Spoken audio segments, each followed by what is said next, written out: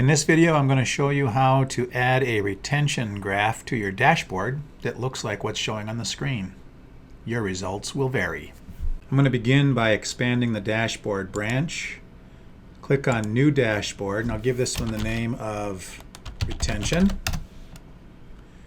Now for the moment, it actually appears down over here. The next time you reboot or relaunch your Trailblazer application, it will reappear back up underneath the dashboard here.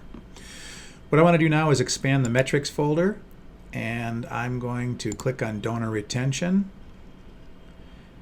And what it's going to do is calculate a rolling 1-year donor retention rate as of this date and this time. If I would like to make some changes to this, I can.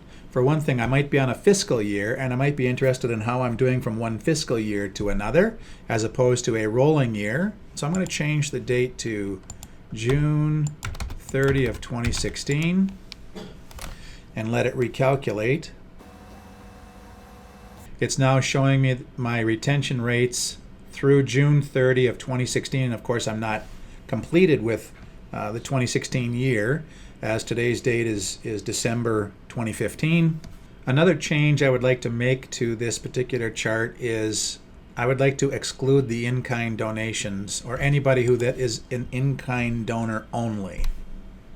So I'm running that. Excludes in-kind only type donors, and my graph again changes. So if you've got a significant number of in-kind donors in your database, you may want to include that particular item there.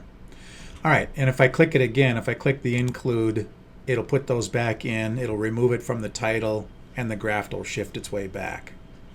Once I've got the graph on the date range that I want, and whether or not I want the in-kind donors to be included or excluded, I can come up here and save this. The next time I launch Trailblazer, I will see my retention item right here. When I click it, it'll then go through and restore the settings as I had last saved them. You might actually want to have two different charts on the screen at the same time. You can do that. If I go over and expand my metrics menu again and click on donor retention, it'll add another chart in.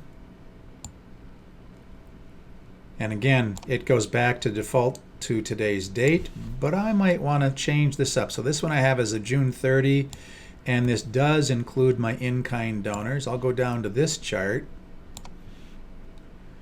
and I will change the date to June 30 again, 2016,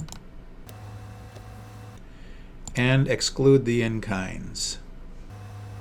And now I can have my charts either over, under, or side by side. I can grab a chart and I can reposition it, and when I save, click the save up here, it will save that positions as well as the parameters that you've got for each of the retention style graphs.